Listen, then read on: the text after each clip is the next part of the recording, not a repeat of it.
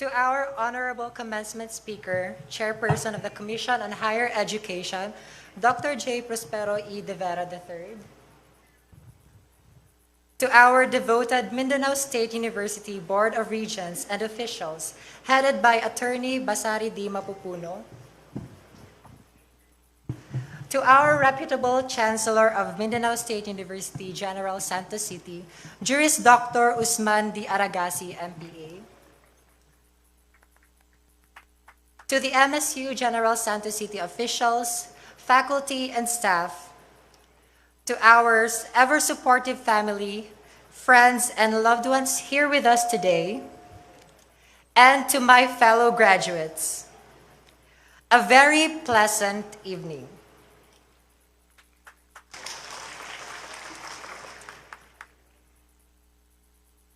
A wise philosopher once said, "Minsan pa ulan, bumuhos ka, wag nang tumigil pa."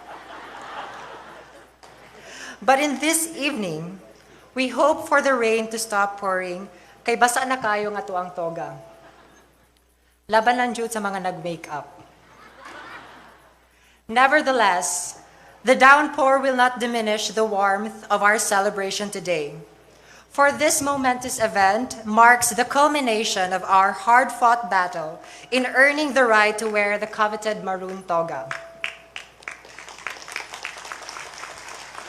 Sa wakas, magiging unemployed na tayo after nito. But jokes aside, I would like to congratulate everyone here today for a job well done. Let us all give ourselves a very big round of applause.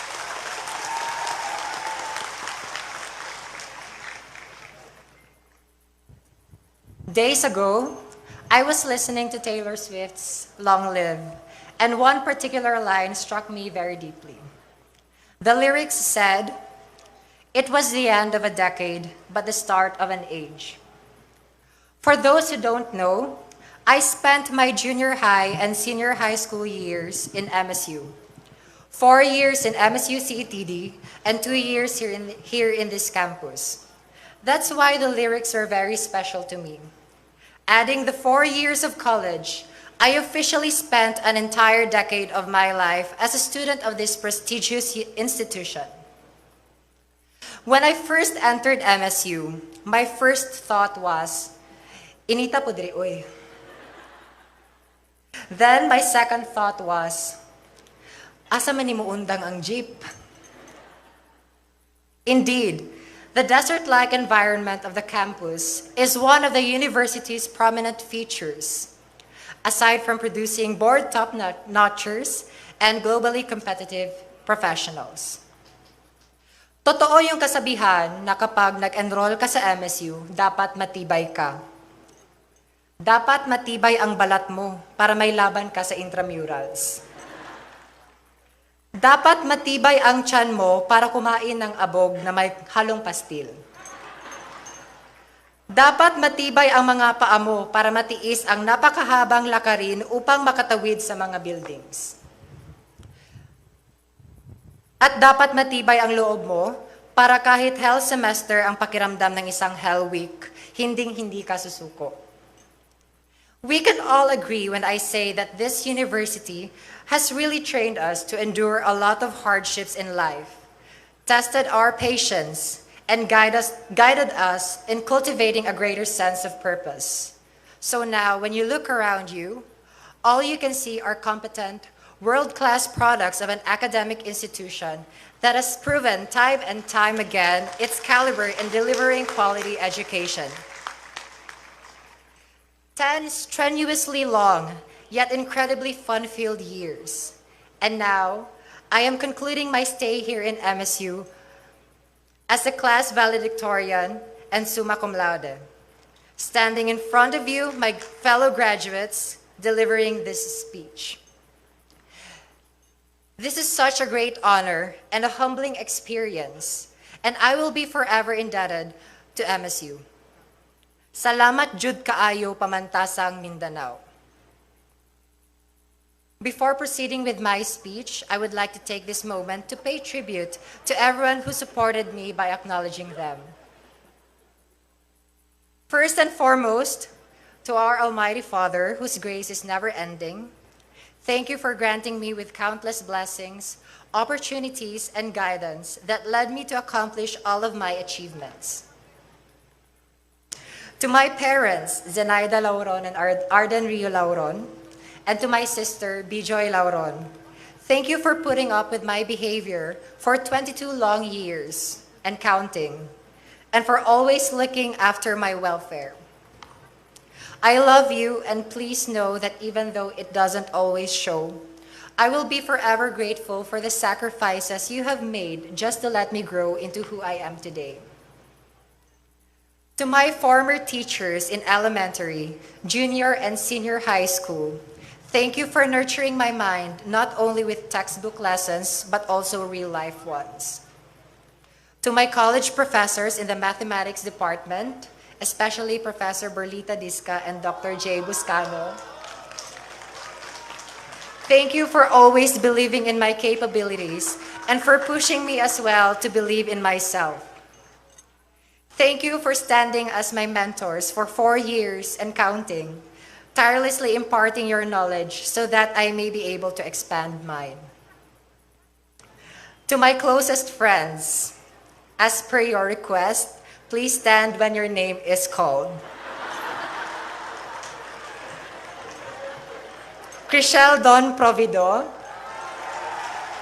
Janor Narvasa, Brian Joy Imarga, Earl Dion Catalina, Carl Cedric Fredeluces, Mick Larry Milievo, Gerson John Ginanas, Marian Peñones, Shara Marie Ricablanca, Chinky Cabalfin, and Ardette Sinamban. Thank you for sharing a big chunk of your life with me and for considering me as one of your trusted friends. Your laughter, your presence, and sometimes even your wisdom are some of the reasons why life has been so much bearable. To my Bardeen family and Mathix family, thank you for making my high school and college life wonderful and for teaching me that family is not always bound by blood. To my volleyball playmates who are always present every afternoon at the open court, thank you for teaching me the value of trust and teamwork. And to all of those who I failed to mention, your influence in my life, no matter how subtle it was, has been one of the stepping stones that I used to reach my destination, and for that, I will always be grateful. Fellow graduates, after the toilsome process we were subjected to in our path towards academic enrichment, what with being the experimental first batch of K-12 program and the shift in the delivery of education from a physical classroom into a virtual environment due to the pandemic, no one could have arrived here by being alone.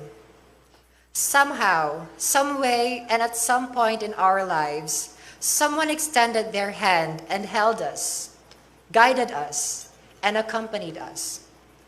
Maybe that person is someone who is not with us anymore, in which case I ask you to take this moment of silence to commemorate them. Maybe that person is here in this quadrangle today, in which case I ask you to look in their general direction and mouth the words, "Thank you." While we acknowledge all the good times that we have and we shared as students of this university, we cannot deny that we have also some memories that broke our heart. The time we failed our exams. The time we got our first INC or 5. The time na nahutdan ta og pastil. The time na nasingitan ta sa pila sa jeep. The time we lost in our events in the intramurals. The time someone came but eventually left our life.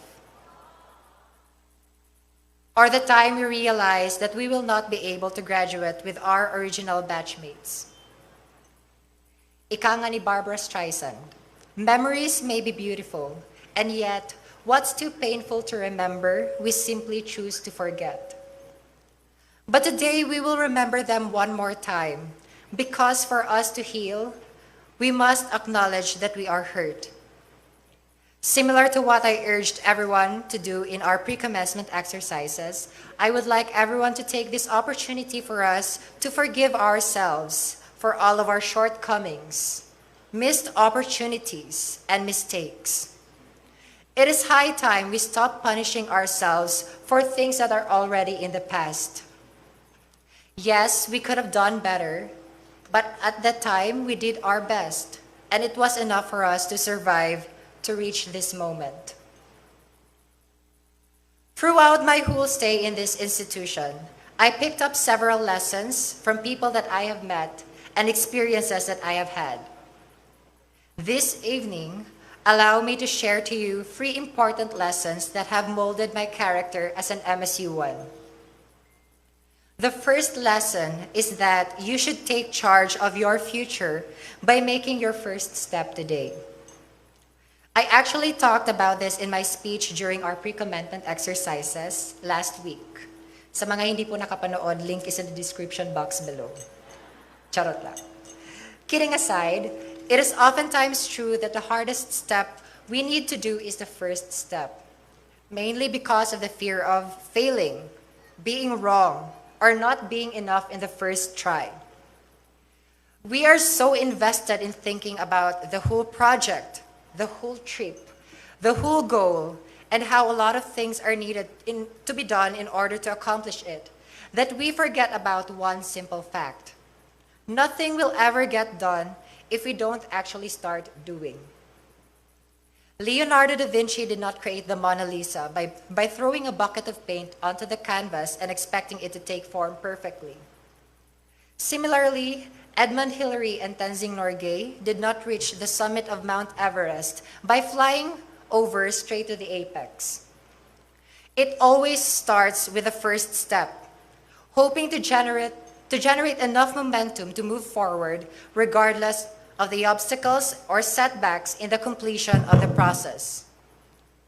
For some people, their first step is of the same size as the other steps they have already made in their lives. But for others, a tremendous amount of energy, dedication, and sacrifice is required to make that one huge leap. No matter how easy-looking or intimidating your first step can be, you will be the one responsible in doing it. Other people may help you, yes, but it ultimately boils down to you making that first step. Remember that courage is not the absence of fear. Instead, it is knowing that something is scary, but deciding to push through with it anyway. Be courageous in taking that first step, because you are already tested and proven by this institution. You are very much capable and you are empowered.